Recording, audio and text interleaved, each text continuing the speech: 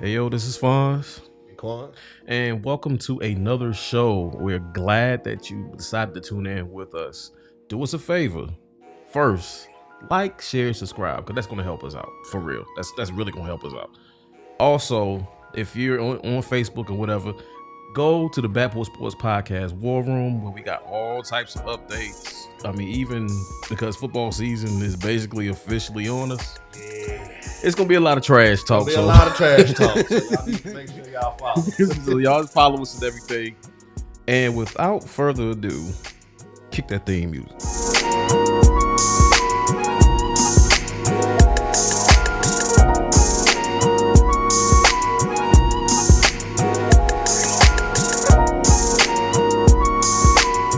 What is up, you guys? Welcome back to the show. Yeah. All right, how you doing, man? I'm doing good. That's what's up. That's what's up, man. All right, so it's a hot topic that's been going on this summer, and we are going to touch on it today. Yep. Now you might be looking, man, them guys got the same clothes on they had in the last video. Them dudes trifling all, man. we just try to put out some more content for you guys to enjoy, so we appreciate y'all for tuning in.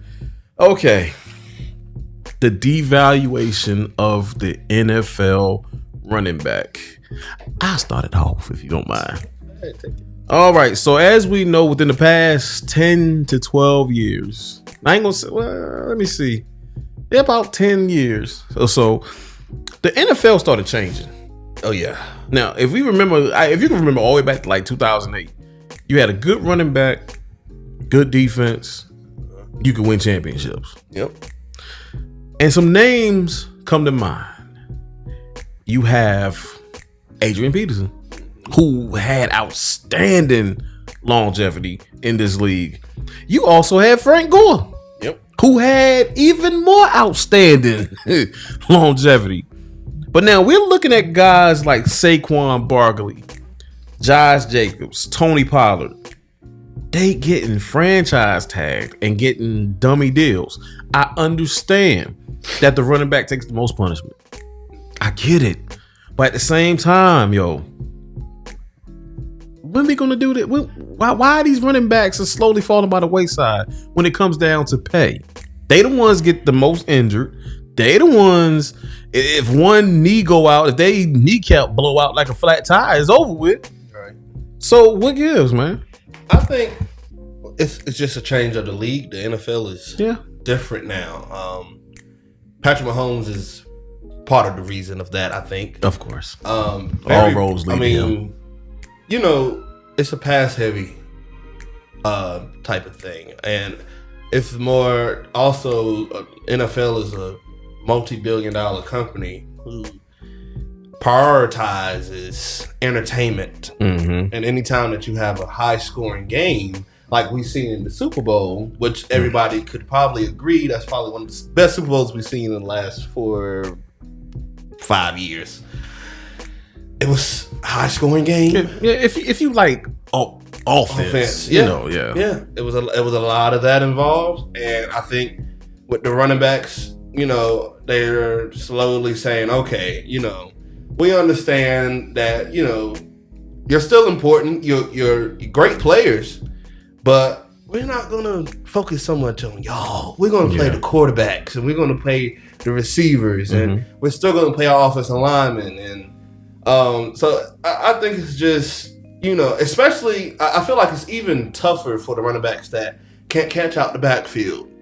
Like, well, Derrick Henry actually can, but he's mainly that north run downhill, north south type of running back. Right. But if you can't catch out the backfield or line up on the outside and run a drag or, you know, be a part of the route tree, I think that also is even more extreme for you guys to get a quarterback. I mean, get a contract. Yeah. And yeah, man, I think it's just the change of what people want to see now. I mean, yes, running the ball is great, especially if you can get maybe 6-7 yards carry. Yeah.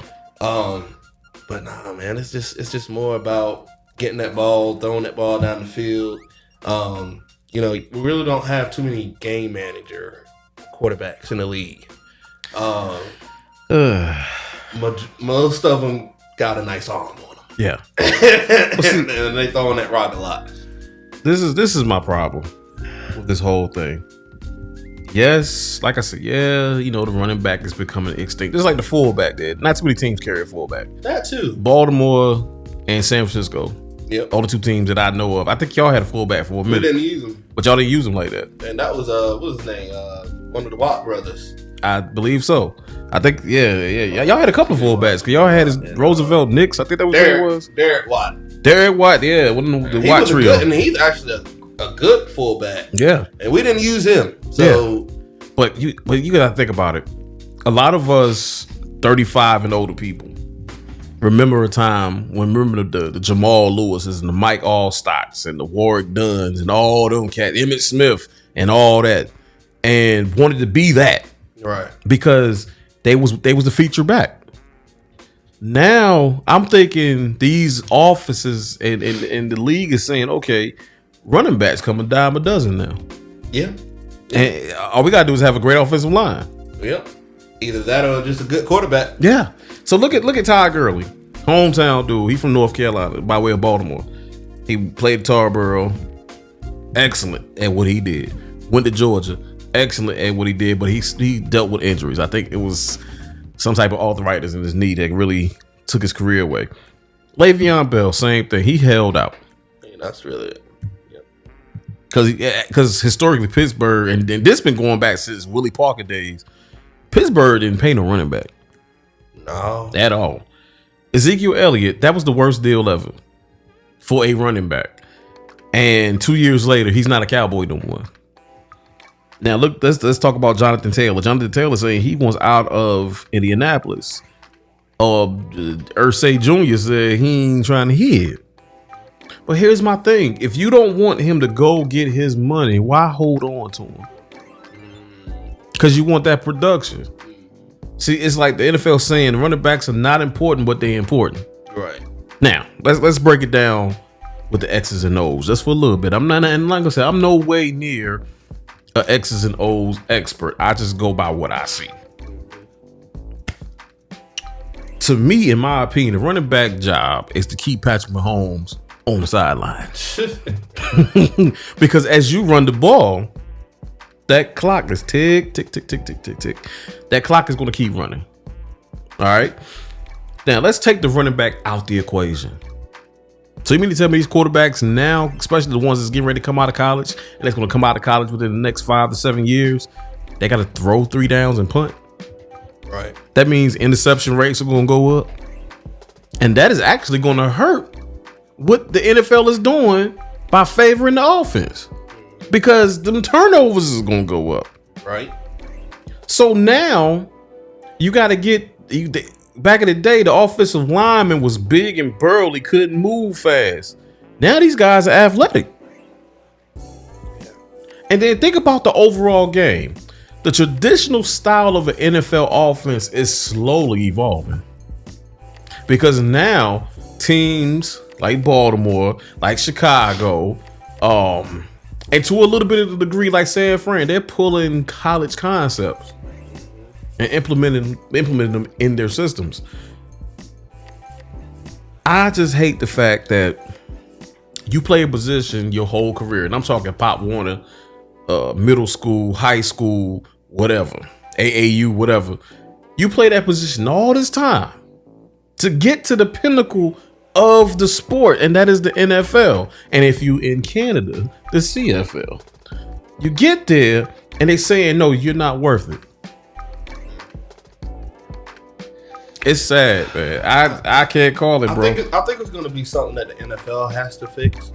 Like I said, the NFL is a business, and the team within it is shareholders within that business. And I don't think a team is going to be bold enough to set the market. So, being that great players, great running backs are being devalued right now, I think it's going to have to be something that Roger Goodell has to speak with whoever his higher ups is to pretty much put some type of dollar amount of you can't pay these types of receiver or running backs. Yeah.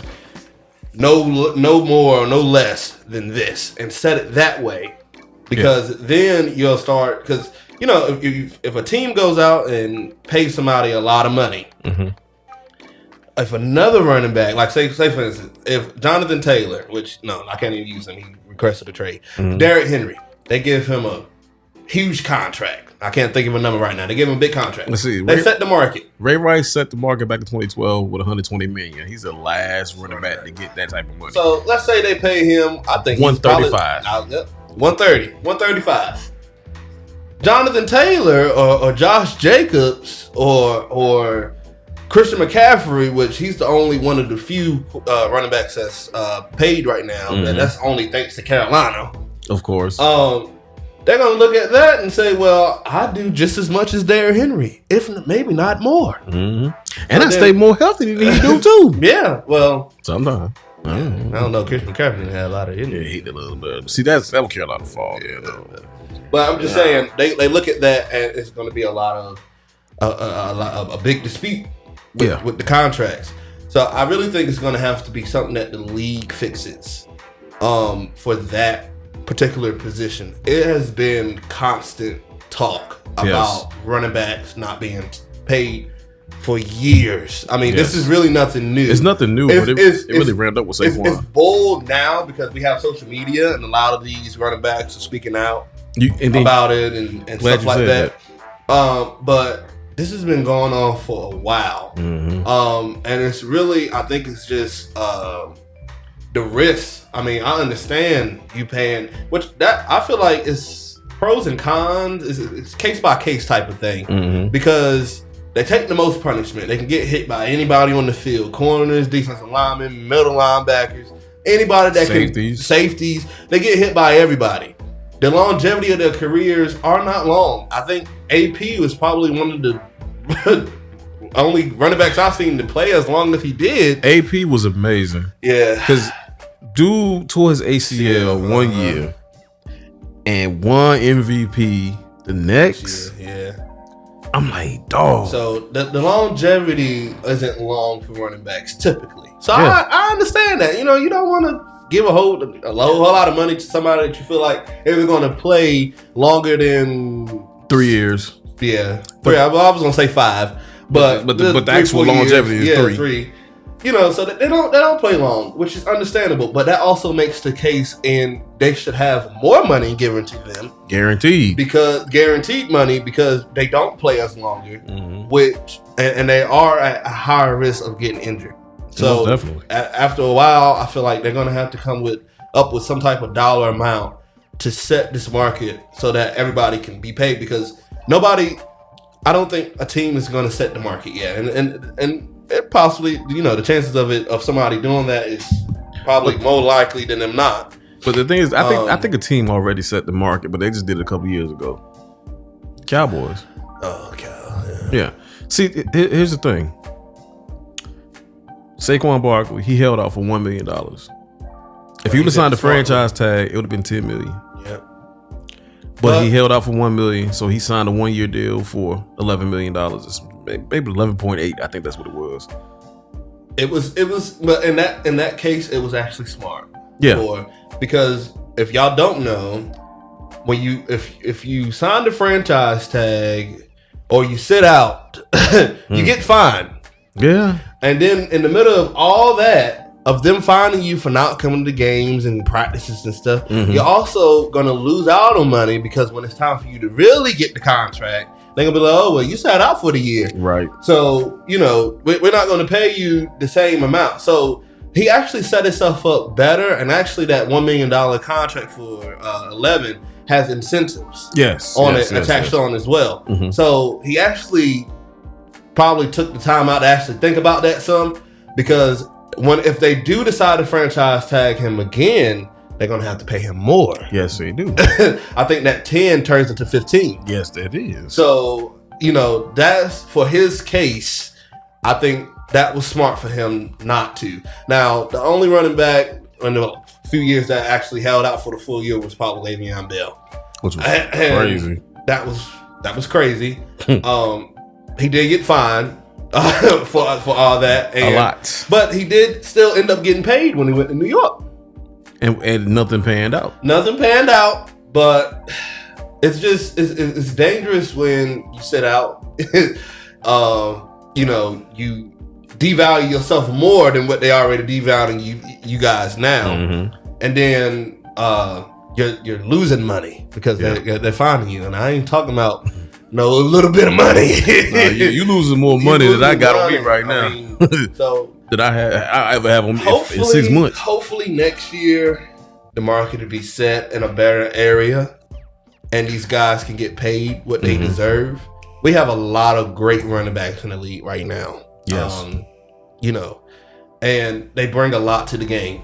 They really do. I mean, definitely, man. Especially if you can find one that can do multiple things, like I said, catch out the backfield, run a few routes on the route tree, and also a downhill runner as well. You know, it's very few of them, but it's quite a bit of them.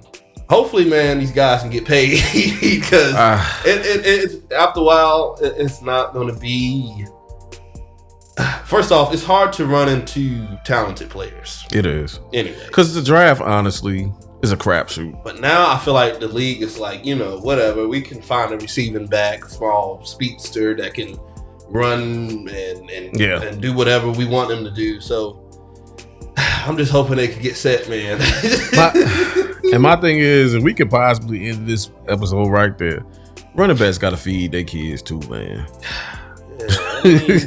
They got to pay them medical bills too, man. If you can't give them the money they deserve, at least have a pension plan in place. So after the game is done in their lives, if they need medical attention, they ain't got to worry about medical insurance. Yeah. They ain't got to worry about all the incidentals their family taking care of, things of that nature. But that's too much for the $1 billion corporation that we know is the NFL. So I feel like Coates is going to keep Jonathan Taylor hostage. I'm gonna read you this quote and go ahead. Because he did request a trade from the Colts, but like we had said earlier, they're not gonna let him go because they want that production from Jonathan Taylor, which he had maybe 1 or 2 good seasons. He ain't really come alive until like 2021. But let me read you this quote from Jim Irsay, the owner of the Indianapolis Colts. And this is per James Boyd of The Athletic. He said, "If I die tonight and Jonathan Taylor is out of the league, no one is going to miss us. The league goes on. We know that. The National Football League rolls on. It does not matter who comes and who goes. And it's a privilege to be a part of it." That was in response. So that tells me right there, if I can extra G's a little bit on this little quote, whether you sit out or whether you don't sit out, and I hate to even go be that guy, these teams are going to roll on anyway, and that's really crazy. But at the end of the day, we are commentating and sharing our opinion on entertainment. Yeah, this is who we root for on Sundays, Mondays, and Thursdays. Yeah. So, and you can't say that they ain't got the money, because when we watch these games, or buy merchandise, or buy these jerseys, or go to these games, they recouping some of that money. But see, I feel like the reaction from some of these running backs will probably be not to go out there and try to kill yourself. Pretty much, because they ain't paying. I mean, you gonna see a lot of running backs sliding. Yeah, I don't blame them, and I do not blame them. You're still getting paid. And you're not doing anything wrong by protecting yourself and your health, because that's why I feel like some of the people that did retire retired because, first off, they won't being paid the way they should be paid. Right. And secondly, with the health risk, man. I mean, like I said, they get hit by everybody. Yes. I mean, and that's tough. I mean, it's a lot of wear and tear on them. But check this. I'm gonna read this little excerpt from this article. Running backs are viewed as disposable commodities, and that's sad but true. And they're easily replaceable. And it's crazy because, and I can say my Ravens had a hand in this too. I remember when all our running backs went down. Yeah. We signed in Devontae Freeman and doggone whatever his name is, and they didn't do well, but they won't butt cheeks. So honestly, I feel like a lot of these factors is really contributing to this, and the number one factor is got to be the change in the NFL and how the rules favor these offenses. Well, not even the offenses, how the rules favor scoring. But tell us what y'all think, man. Put that in the comments and let us know. Got anything you want to add to this, man? Not at all. This was depressing. I feel sorry for you guys, man, but it's like, honestly, it's as cutthroat as it is. It's a good business model. Like, if it's like we go to work, right? If they fire us, or if something happens to us where we cannot work no more, they're replacing us within the next week or the next month. But it is what it is. So again, this has been the Porch Sports Podcast with your man Fonz and Quan, and we out.